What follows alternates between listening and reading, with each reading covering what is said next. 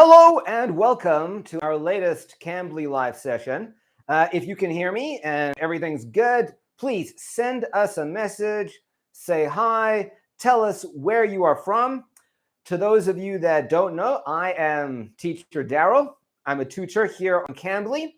And to those of you that don't know what Cambly is a great platform. It's web-based, and there's an app where you can get one-on-one lessons with tutors like me in anything that you need. All right, so please start sending us some messages so we can say hi and see where you guys are from. Also, don't forget that at the end of today's session, I'm going to be giving you a discount code. I'm not sure exactly how much the discount is, but stay until you get the discount code, and then you'll be able to get something good from Cambly. Oh, I see some messages are coming through. Hello from Brazil. Someone named Sandeep. Anas from Saudi Arabia. Thank you for joining us. Keep them coming so that you know where you're from. It's always good to have a community. While you guys are saying hello, I'm going to tell you what we're doing today. So today we are finishing our IELTS preparation in 10 days series. So today we are looking at IELTS listening in 10 days. Ooh, I see some more messages. Hello, Jason from Sri Lanka. Hello, Joshua from Ghana. Hello from India. Thank you from the Philippines. We've got people from Japan. I am fine. Thank you for asking. So to those of you who don't know, and I'm sure you guys do, but let's just remind ourselves, IELTS is an English proficiency test that you have to take. Sometimes certain positions overseas require you to show that you can speak English at a certain level. If you want to study in universities overseas, you need to get a good score. Ooh, I see some more messages. Hello from Pakistan, from Nigeria, Somalia, Bangladesh. Great to have you guys.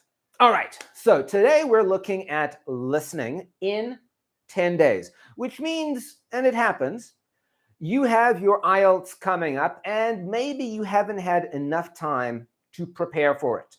So we've looked in other sessions at the other three sections of the IELTS, and today we're looking at listening and how you can prepare for the listening in a short space of time.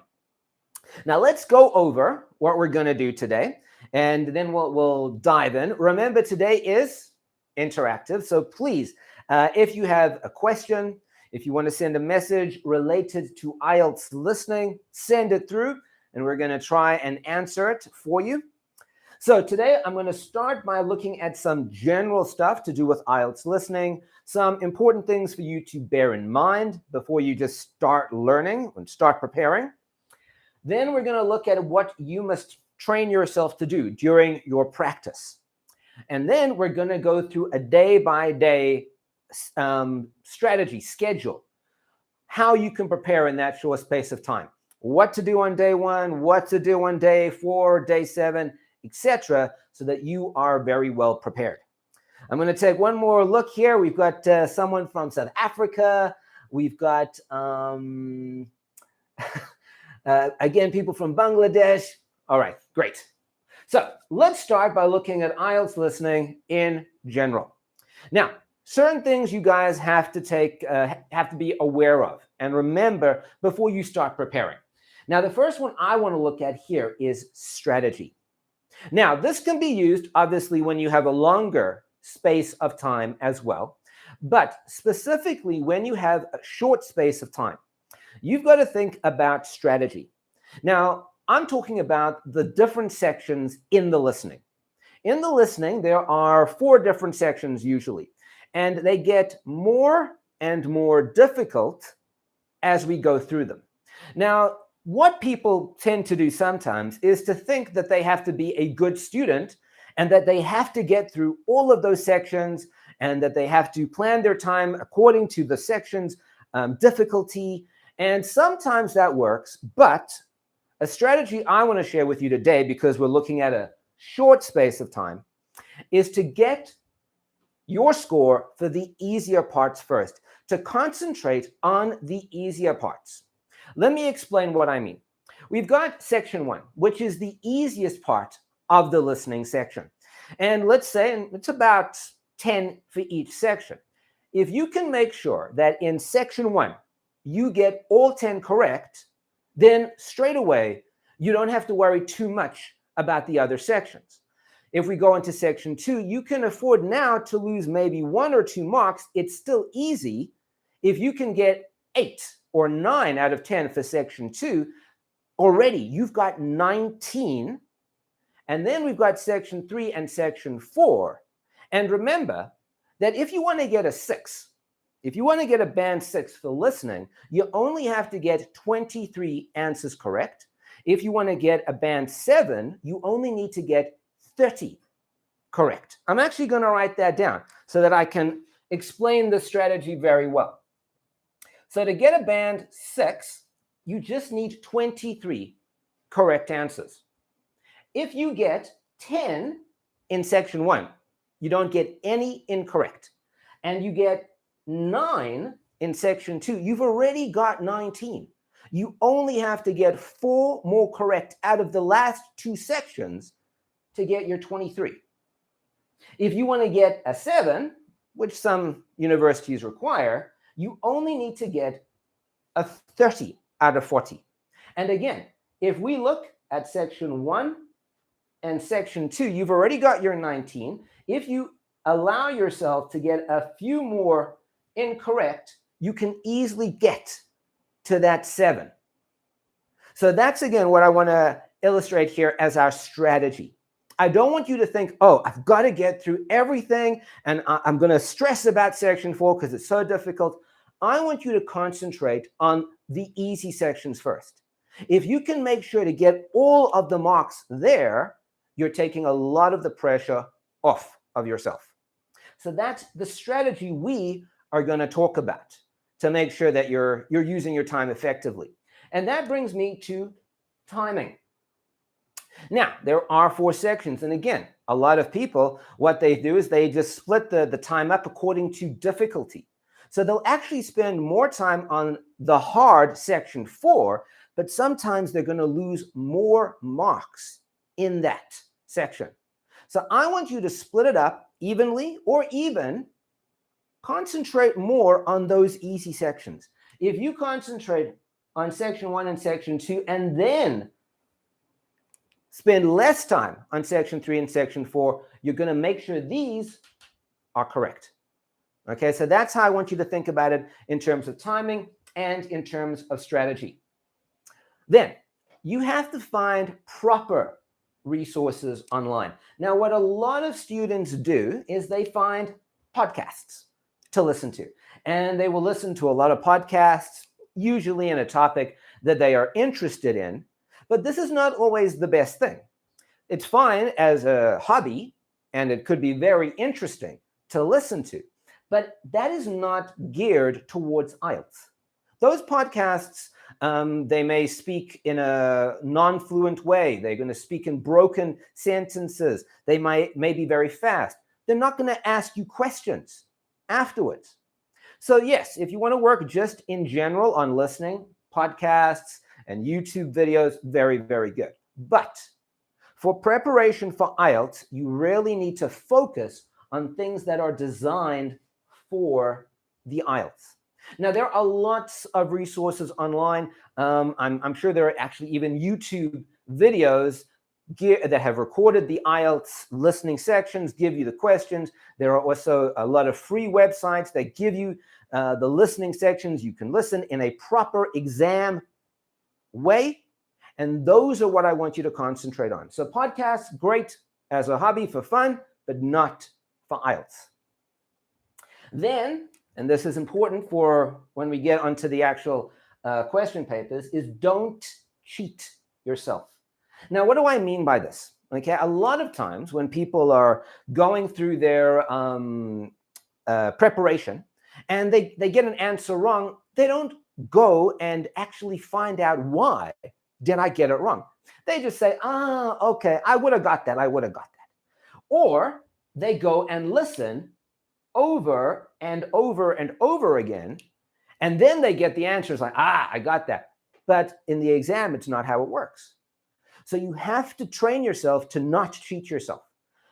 Don't listen over and over and over again when you're doing a proper test. And don't just say, I would have got that. That was a silly mistake. Understand why you made the mistake, and then you can learn not to make it in the future. And final thing that I want to look at is focus on the questions, because the questions in the listening tend to go in order. Very different from the reading. So they tend to go in order. So if you look at the questions first and are aware what you need to find, then it will make your listening better. So go look through the questions, see what the order is, and then be aware as you listen. And that's going to be what you're going to train yourself to do as well. Now, before I go on to that, I want to see if there are any questions here. So let's see what we have here. Some more people. We've got people from Myanmar. Someone has asked the question, TOEFL or IELTS, which is an important question. Now, it depends on which university or which job or which country you're going to. Some countries, they want IELTS, and some countries, they want TOEFL. In terms of the actual exam papers, they have similarities because it's the same 4 sections, but the TOEFL asks the speaking questions in a different way to IELTS. IELTS is more straightforward for speaking, whereas TOEFL is a little bit more, you have to listen, read, and think before you speak. So the real answer to that is, where do you want to go? Which university do you want to study at? And that's going to tell you if it's TOEFL or IELTS.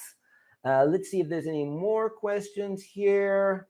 Again, people from Pakistan and people from Bangladesh and Azerbaijan, Malaysia. All right, I don't see any other questions for now. So I'm going to go now to what you have to train yourself to do when you are practicing. First thing, you must remember plurals. Always remember your plurals. Unfortunately, in the exam, they count. If it's supposed to be towns and you write town, it's wrong. That's it. So you must train yourself to be aware. Oh, is this a plural or a singular? Plural. You must try to train yourself about spelling. So if you're a bad speller, maybe go over some common words and read a bit to kind of understand that spelling counts as well. You spell it incorrectly, that's it. It's gone. And you want to make sure you get those marks, those easy ones. So concentrate on plurals and spelling. Another one, and I've said this in a lot of other lessons as well. Read your instructions carefully. So if the instruction says use 2 words, that's it. You can't use any more than 2. And an or a the or an or a my, it counts as one of the words. So read your instructions carefully. Train yourself to do that every time. Read it twice so that you never miss how many words or what you're supposed to answer with. Then a useful thing you can train yourself how to do is to make notes. So often while you're listening, there might be something that you miss. There might be something that you miss. And when you come to the end of that section and you're just checking everything, it would be useful if you had a few notes. So a lot of times what people do is they don't make notes at all. So they're listening and they're filling in. And then if they didn't hear the answer and now they're on to the next question, that's it. They have no clue what that could be. And they're giving up an easy answer. So I want you to train yourself as you're listening to make notes. And what notes do you want to make? You want to think of numbers. You want to think of dates and unique words. If they mention a date that something happened, if they tell you an amount that something was, if they tell you a dollar figure, if they tell you a name, if they tell you a place, any unique word, I want you to write it down quickly. And your notes must be short. Another problem that a lot of students have is they make very long notes. They try to write out a whole sentence. They try to write out everything that they listen to, and you're going to miss everything. So you've got to train yourself to make quick little notes. Write a number here, write a date there, write a name there, write a place there as you are answering. It's going to really help you with those few answers that you didn't hear clearly. You're going to have them at the end of that section. And another thing, and these two kind of go together, you have to train yourself to not obsess and to move on to the next question. A lot of times what students do, and this is also in the reading, is that they get obsessed about a question or a word, and they're like, what is this word? What did he say? What is this question? And they waste a lot of time trying to get that question or that word or to remember what was said. If you didn't hear it, if you don't understand it when you're reading it, and you don't have the answer, you need to move on to spend the time with the questions that you do know. So you can't obsess, you have to switch to the next question. All right, so that is our basics. That is what you're training yourself to do. And now we're going to start with how you're going to focus on our strategy and what you're going to do for those 10 days. Okay, let's start. So day 1 to 3, you're actually only focusing on section 1. Because remember, our strategy is to focus on the easy parts first. So I don't want you to start by looking at section 1, 2, 3, 4 on a day and trying to get through it. I want you to make sure that your section 1 is perfect so that you are getting all of those correct, and that's done. That's done. You got those marks already. So day 1 to 3 is section 1. Remember, you're not supposed to make any mistakes. This is the easy section. So first test you do on day 1, I want you to do it question by question. So this means you are allowed to listen over and over again. You read the question, you listen to that part of the listening section, and if you don't get it, you listen again. If you don't understand why that question is that answer, you listen again. And you listen over and over until you get it. So you're basically doing like a little workshop yourself. You're listening and training your ear by doing it question by question, listening over and over again. And by the end of that first test, that first section 1, you've got it. You kind of understand where you went wrong, what mistakes were, where you're strong, and then you do it again for the second test. You go question by question, listening over and over and over again until you understand that question, and then you move on. So those are your first 2 tests, only section 1, and then what I want you to do is to only focus on section 1s for the rest of those 3 days.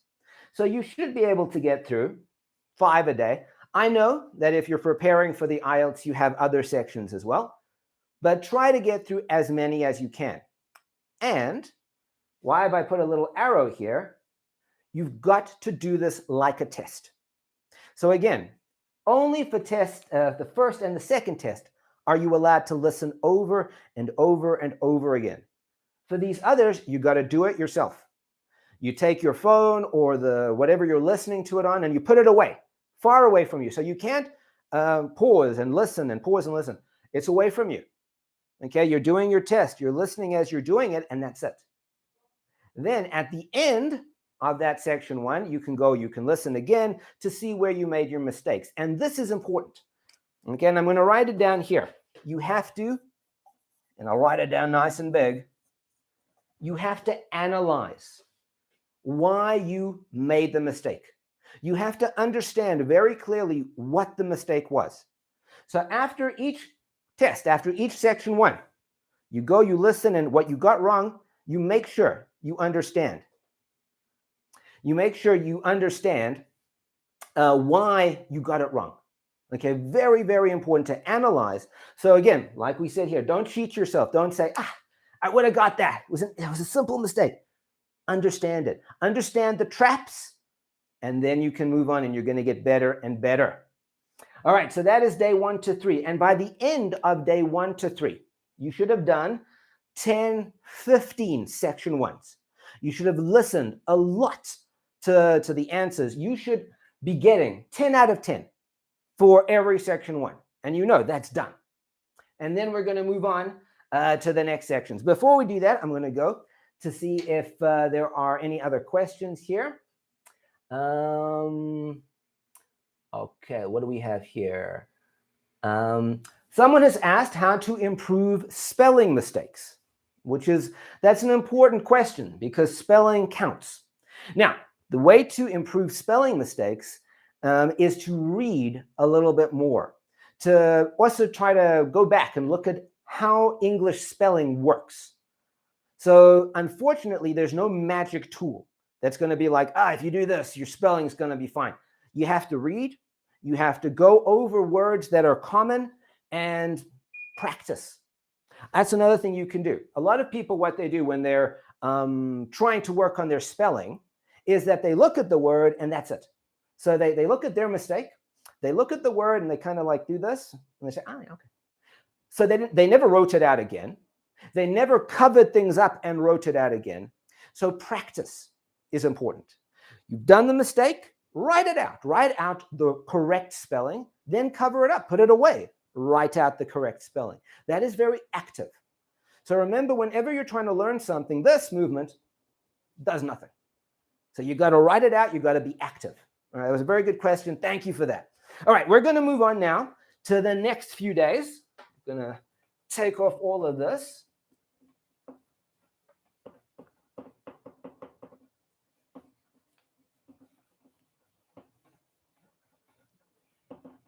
Okay. So now we've got our section 1 done, 10 out of 10. We're going to move on to day 4 till 6, and this is section 2. Now, this is still in the easy part of the exam. So again, we want to get as many as we can correct here. So we're going to focus in a similar way to section 1. And we want to try, if possible, to make no mistakes. If we can make no mistakes here and no mistakes in section 1, we've got 20 out of 40 already. We are so close to that 6, and that 7 is like we can see it. We can see it because we're so close already. So that's why it's another important section. Now you're going to follow a similar strategy for the first and second test. You are going to do it question by question. You're going to listen over and over and over again until you hear what you're supposed to hear and you understand why it's the way it is. You're going to analyze and listen. Okay, so it's question by question, listening over and over, and you're going to analyze again. And hopefully by the end of that, you will have again understood what your weaknesses, what your weaknesses are. You're going to understand the traps. Remember that in IELTS listening and reading, there are all those traps, all those tricks that they try to use on you. The true, false, not given, the match the columns, where they use synonyms. And we've discussed it in previous lessons. Those tricks, you have to analyze what trick you fell into, what trap that was, and then you learn from it and you won't make the mistake again. After you've done that, again, you're going to do about, if you can, 5 section 2s a day. And you're going to do, again, between 10 to 15 over this period. You're going to be getting 9 or 10 for section 2. All right, so you're there. You got your 20, your 19, or your 20 already. Then we're going to move on to section 3.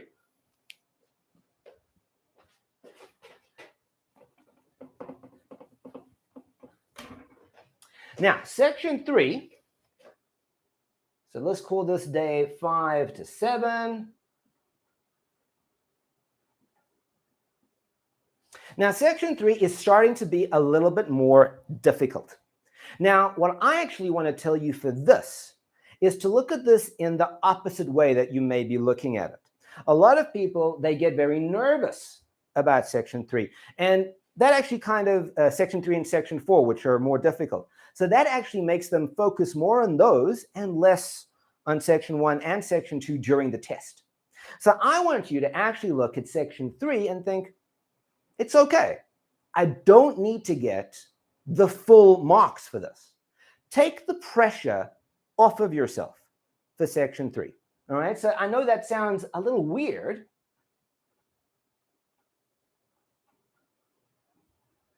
To take the pressure off yourself, but actually this works in a couple of ways. Firstly, when you're actually doing section 3, because you're less stressed, you'll probably do better. It's just a psychological trick that happens for a lot of people. So with less pressure, you'll actually perform better.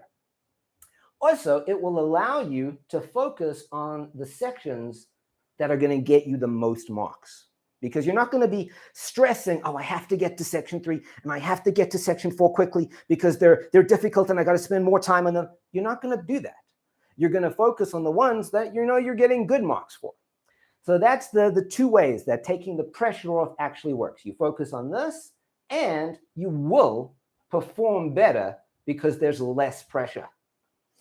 Now, that doesn't mean that you shouldn't practice it, okay? But we're going to practice it in a slightly different way, okay? We've done kind of an intense practice for section 1 and section 2. Section 3, only want you to do one test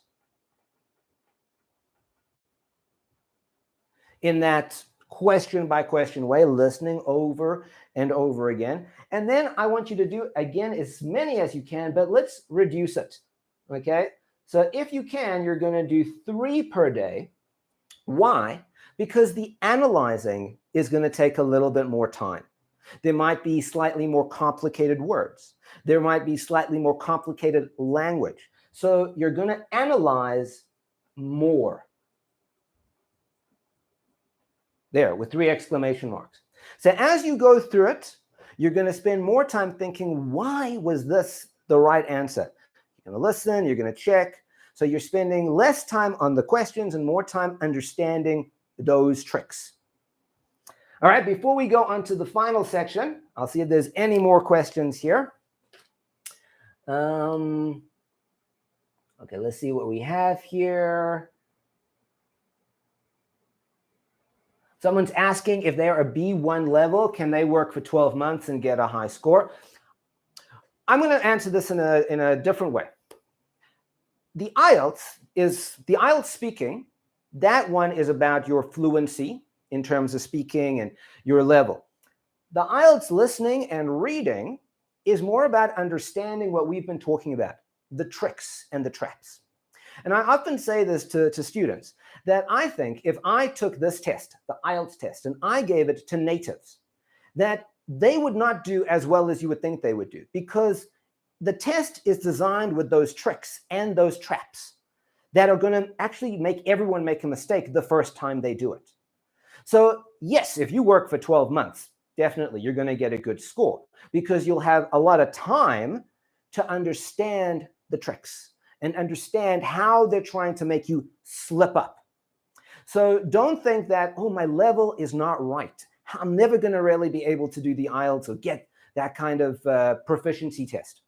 It's all about understanding the tricks that they're going to throw at you. And once you do, it becomes easier. Thank you. That was a good question. All right. And I think we're going to go now on to section 4.